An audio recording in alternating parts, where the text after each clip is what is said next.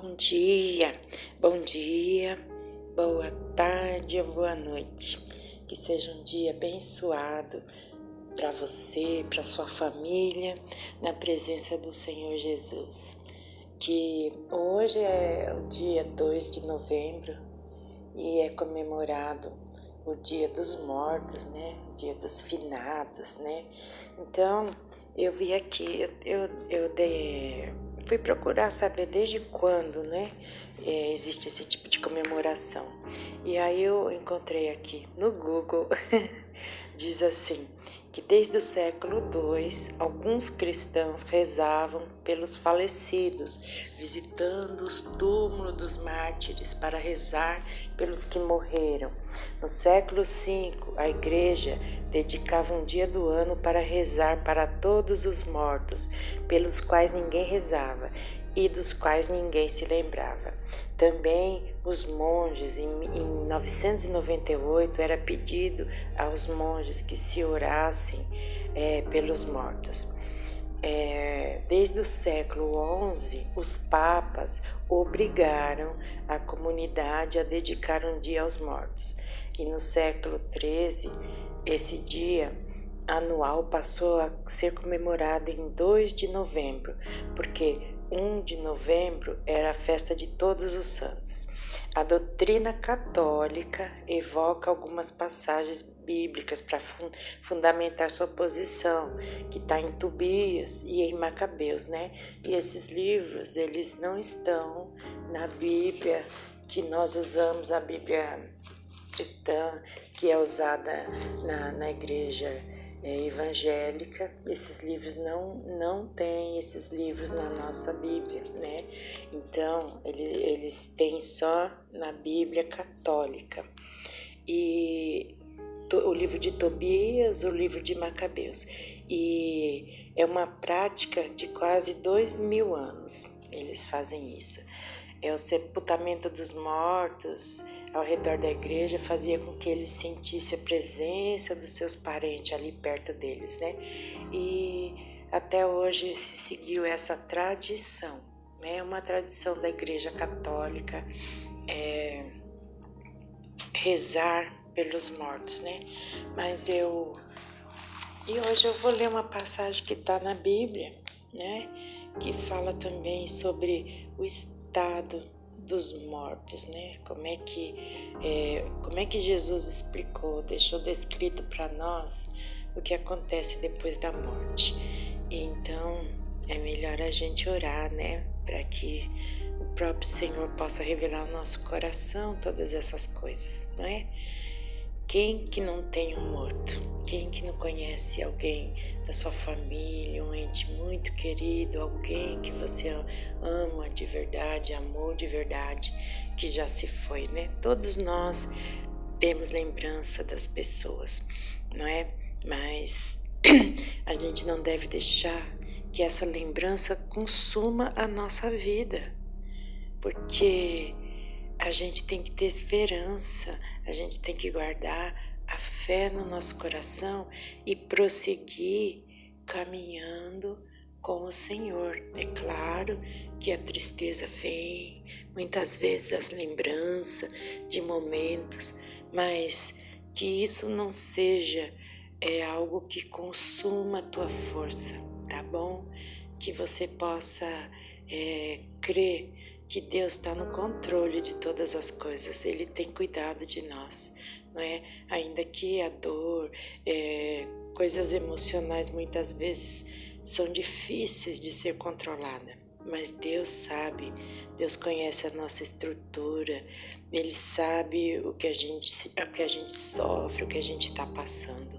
Então, confie no Senhor de todo o teu coração e vamos orar então. Senhor, meu Deus e meu Pai, Senhor, em nome de Jesus, Pai, Tua palavra é viva e eficaz, a Tua palavra pode nos ajudar, Pai, a entender algumas coisas e ter um encontro com a paz na nossa alma, no nosso espírito. Senhor, em nome de Jesus, Pai, ajuda-nos, Senhor, a entender, Pai, as coisas que muitas vezes nos machucam e a gente não sabe por que acontece. Mas o Senhor é Deus, Pai. Nós confiamos em Ti, Pai. Confiamos no Teu infinito amor. Confiamos que tudo está no controle da Tua mão poderosa. Pai, em nome de Jesus, que o Senhor possa visitar a vida do meu irmão, da minha irmã, que me ouve nesse dia, Pai. E que as Tuas palavras, Senhor, possam trazer vida e luz para cada um deles, meu Deus. Em nome de Jesus, amém. Bom, o texto que é onde estou baseada é na parábola que Jesus contou, que está no livro de Lucas, no Evangelho de Lucas, capítulo 16, do versículo 19 até o 31. É um texto um pouco longo, eu vou ler apenas um versículo, mas é muito importante que você pegue a sua Bíblia, ou então procure aí no Google a Bíblia, na versão internacional, que é uma linguagem mais popular, e você procura Lucas 16, versículo 19 ao 31. Mas no versículo 26 diz assim: e além disto está posto um grande abismo entre nós e vós, de sorte que, se quisessem passar para aqui, não vos poderiam, e nem tampouco os de lá passar para cá. Essa é Jesus falando a respeito da parábola do rico e do Lázaro, né? Um homem rico que vivia lá de boa, tinha tudo que precisava, né? Não tinha cuidado com ninguém, né? Tinha família grande, né? E a morte veio e o levou. Então, eu vou ler aqui um estudo sobre a ressurreição dos mortos e o juízo eterno, não é? E nesse estudo tem os versículos. Então, diz assim: a morte física. A morte é uma realidade tão discutida como o próprio Deus, né? As pessoas se preocupam em desvendar a morte, assim como querem desvendar da onde veio Deus, quem que é a mãe de Deus, de onde, né, esse tipo de coisa. Então, a vida além do túmulo é um motivo de preocupação até naquelas tribos indígenas ainda não alcançadas pelo homem. Para alguns, o homem vive num constante processo de reencarnação, né? Alguns acreditam que existe a reencarnação. Morre, nasce, morre, nasce, morre, nasce. Mas na palavra de Deus, no livro de Hebreus 9, 27, está escrito: é dada ao homem nascer e viver uma só vez, e depois disso vem o juízo, não é? Então, a Bíblia declara que Deus concede ao homem uma vida.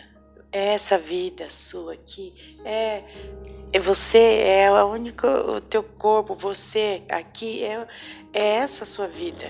É uma vida. Você nasce, você vive. Quando você morre, dali em diante você tem um encontro com Deus. Ele não vai mandar você de volta, nascer de novo para pagar pecado, ou então para expurgar o mal que você fez, se purificar, porque se Deus fizesse isso, não precisaria Jesus ter entregado a sua vida em favor da nossa vida. Então, seria inútil o sacrifício de Jesus. Eu não sei se você consegue me entender, mas a palavra de Deus diz que Deus amou o mundo de tal maneira que deu seu Filho unigênito para que todo aquele que nele crê não sofra esse sofrimento, que não pereça a morte eterna, né? Então, ele deu o seu Filho unigênito para que todo aquele que nele crê não pereça, mas tenha vida eterna. Vida eterna. A palavra de Deus fala de vida eterna, que Deus deu ao homem o direito de conseguir. Deus preparou um modo tão simples, que é acreditar em Jesus, né? Às vezes as pessoas não acreditam porque está muito fácil, né? Ah, isso aí tá fácil demais, né? Então, não, eu preciso fazer algum sacrifício em favor disso. Não, você precisa crer e praticar a palavra de Deus, é isso. Então, é dado ao homem viver uma só vez. Então, não existe, pela palavra de Deus, não existe reencarnação. E muitas pessoas perecem porque ficam acreditando nisso. Então, elas levam a vida de qualquer jeito, elas falam no coração, depois que eu morrer, que eu nascer de novo, eu vou ver o que acontece. Não está preocupado que pode perecer, que a sua vida pode virar aquilo que ela pensa que, tem pessoas que pensam, lá no inferno, tem muita mulher, vou me divertir. Nem pense nisso, porque o diabo é mau, os demônios são maus, o inferno é um lugar de tormento. A Bíblia fala isso, não sou eu. Está escrito na palavra que lá é um lugar de tormento, onde a pessoa não esquece as suas memórias, não é? A pessoa não vai, ela vai reconhecer quem está lá com ela vai reconhecer todas as coisas que ela fez, ela vai lembrar, e aquele tormento de noite. Quem quer isso? Ninguém. Meu Deus, não é? O diabo, nosso inimigo, já tem tentado fazer com que nossa vida seja tão pesada aqui. Tem pessoas aqui que o inimigo tem trabalhado com tanta força contra ela, que a vida dela é um verdadeiro inferno. Mas se essa pessoa se levantar em fé e clamar a Jesus, todo esse mal é retirado, todo esse peso, porque não foi para isso que Deus preparou, não foi para isso que Deus nos chamou, não é? Então aqui, eu quero ler no livro de Jó, no versículo, Jó 7, versículo 9 e 10, diz assim: tal como a nuvem se desfaz e passa, aquele que desce à sepultura nunca tornará a subir, entendeu? Nunca mais tornará a sua casa, nem o seu lugar jamais o conhecerá. Então aqui está dizendo, tal como a nuvem, né? Olha aí para o céu. Tem uma nuvem, alguma nuvem passando, ela vai para longe e ou ela se desfaz ou ela vira chuva e também se desfaz. E aqui está dizendo que assim é com quem desce a sepultura. Ele não vai voltar a subir da sepultura, ele não vai voltar para bater um papo com você, ele não vai voltar para falar alguma coisa. Quando Jesus contou a parábola, Jesus contou a parábola para transformar numa coisa simples, para que possa ser entendida, entendeu? Mas não que jamais, lá na parábola do rico mesmo, já conta que aquela pessoa que estava lá em tormento, ele falava, Senhor, deixa que alguém vai lá falar com meus irmãos. Jesus falou assim, eles têm os vivos, eles não estão acreditando no que os profetas estão falando. Você acha que eles vão acreditar se um morto chega lá? Então, gente, a reencarnação é antibíblico e não vem da palavra de Deus. E se você confia em Deus, continue confiando. A pessoa acredita na autopurificação com boas obras, né? Para outros, a exemplo dos saduceus, né, que eram um povo religioso lá do tempo de Jesus, não existe a vida após a morte. Para eles, está em Atos 23, do 6 ao 8. Também você pode ler, se referindo à autopurificação, está no livro de Provérbios 20, versículo 9, e Efésios 2, 8 e 9. É muito importante que você leia. Para os saduceus, a morte é a extinção da vida. morreu, acabou. Acabou, pronto, não tem. Para eles não tem nem ressurreição e nem reencarnação e nem nada. Para eles, a pessoa viveu, morreu, acabou. E isso você pode ler no Salmo 115, 17 e em João 11, 25. No Salmo 115, 17, eu vou ler para você o que diz a palavra. Salmo 115 diz assim: os mortos não louvam ao Senhor, nem os que descem ao silêncio, né? Então, querendo dizer que depois de morto não adianta mais nada, né? Os mortos não louvam ao Senhor, não é? Depois que morreu não há mais nada que você possa fazer. A tua escolha, né? Aonde você quer passar a tua eternidade é feita em vida. Enquanto você está vivo, não é? Você pode buscar a Deus até o encontrar, né? Aceitar o Senhor Jesus como teu Salvador, aquele que garantiu a tua entrada no reino de Deus pela porta, né? E há quem afirme também, baseado nos versículos de 1 Tessalonicenses 4:13 e 1 Coríntios 15:51, que a alma está inconsciente depois da morte, aguardando a ressurreição, como se estivesse dormindo. Tem pessoas que acreditam que a pessoa fica dormindo lá num estado quietinho lá, aguardando a ressurreição, não é? Em Lucas 16, 19 a 31 e também em Apocalipse 7, do 9 ao 10 também, né, fala a respeito disso. A palavra morte no grego significa separação, e é exatamente isso que acontece quando a pessoa morre. A parte imaterial, que é o nosso espírito e a nossa alma, se separa do nosso corpo e é levada para um lugar em um estado intermediário, a fim de aguardar a ressurreição dos mortos.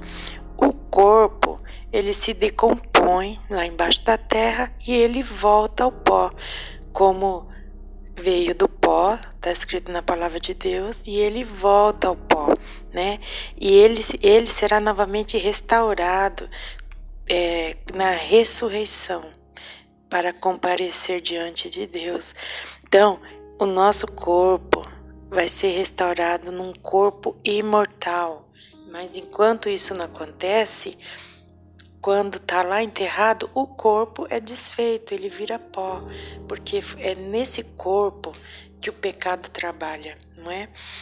Então, também diz o estado intermediário dos mortos, que está no livro de Lucas 16, conta a história do rico e do Lázaro, do pobre, e esclarece que os ímpios vão para um lugar de tormento, o justo para o lugar de descanso, né? Você pode ver também o Salmo 73, 24, Provérbios 15, 24, Filipenses 1, 23.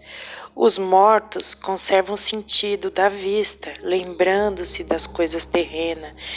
Reconhece os mortos quais em vida conviviam. Não existe comunicação dos mortos e vivos. Está no versículo 27 a 31 do Lucas, em Lucas 16, 27 a 31. Não existe. Então, necromancia, que é consulta a mortos, falar com mortos, é uma coisa condenada pela palavra de Deus. E essa condenação está no livro de Deuteronômio 18:11, de Isaías 8, 19 a 20. Leia lá. Está escrito que Deus não aprova esse tipo de consulta. Por quê? Porque ele diz assim: em favor de um vivo, você vai consultar o morto. Não há Deus vivo para você? Deus é morto, então? Porque Deus é vivo. Agora, em vez de você buscar a Deus, você vai perguntar para o morto, não é? O morto, já lá na parábola, já diz que ele não pode te dar nenhum tipo de informação, não tem essa comunicação. Então, aqui fala, a Bíblia ensina que essa comunicação é pecado e é abominável diante de Deus, entristece a Deus, porque a pessoa está procurando consultar quem já morreu. A Bíblia também usa um termo, Seol ou Hades, na maioria das vezes, que refere a um lugar de tormento e castigo, para onde vão os ímpios. Está em Mateus 22:13 e Daniel 12:2. Por favor, leia, sabe? Talvez você possa estar me ouvindo e ficando meio nervoso contra mim, mas está escrito, não sou eu quem digo, está na palavra de Deus. É importante que você vá lá e leia e procure entender o que o Senhor quer que você saiba, né? Por outro lado, a Bíblia descreve o paraíso como um lugar de consolação, está em Lucas 22:25, de comunhão com o Senhor, está em 2 Coríntios 5, dos 6 ao 9, Filipenses 1:23, 2 Coríntios 12, 2 e 4.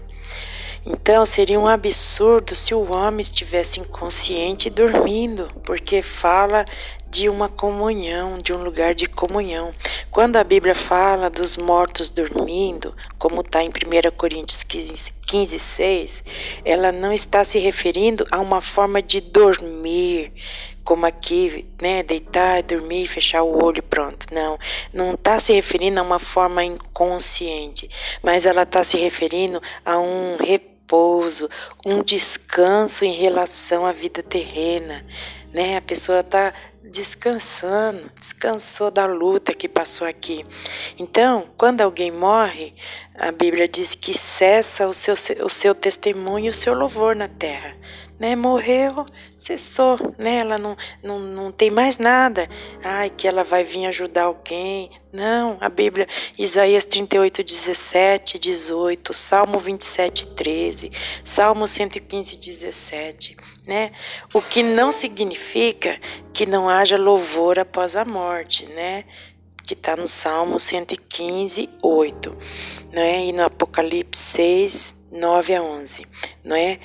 A pessoa está na presença de Deus. Se a pessoa está na presença de Deus, é outro tipo de louvor, é outro tipo de alegria. Agora, o inferno é descrito como um lugar inferior, né? Isaías 14:9, Ezequiel 31:16, Lucas 10:15. Ao passo que o paraíso é descrito como um estado no terceiro céu, né? A Bíblia diz em 2 Coríntios 12, do 2 ao 4, e em Provérbios 15:24. Então, que o paraíso, onde a pessoa aguarda a ressurreição, a palavra de Deus diz que ele está no terceiro céu. Agora você vai perguntar para mim onde é o terceiro céu. Eu acredito que é para cima, né? É para cima, embaixo do altar do Senhor, né? Mas bem próximo da presença de Deus, em Apocalipse 6, do 9 ao 11. No Lucas 16:26, fala também de um grande abismo, onde estão aprisionados os anjos caídos, né? Que é 2 Pedro 2:4 e em Judas no versículo 6, que eles serão soltos na grande tribulação que acontecerá nessa terra ainda, em Apocalipse 9, do 1 ao 11. Então, um dia o Senhor Jesus vai voltar e a palavra de Deus garante que os que estão mortos, né, o corpo vai ressuscitar, mas que essa escolha de pertencer ao Senhor é feita em vida, né? E é uma decisão pessoal, né? A palavra de Deus diz assim: estarão dois numa cama, um será levado, outro será deixado. Por quê? Porque um escolheu acreditar nas tradições do mundo e o outro escolheu acreditar na palavra de Deus. Então, o que eu quero dizer para você: confie em Deus. Em 1 Pedro 5,7 diz: entregue todas as tuas preocupações a Deus, pois Ele cuida de você.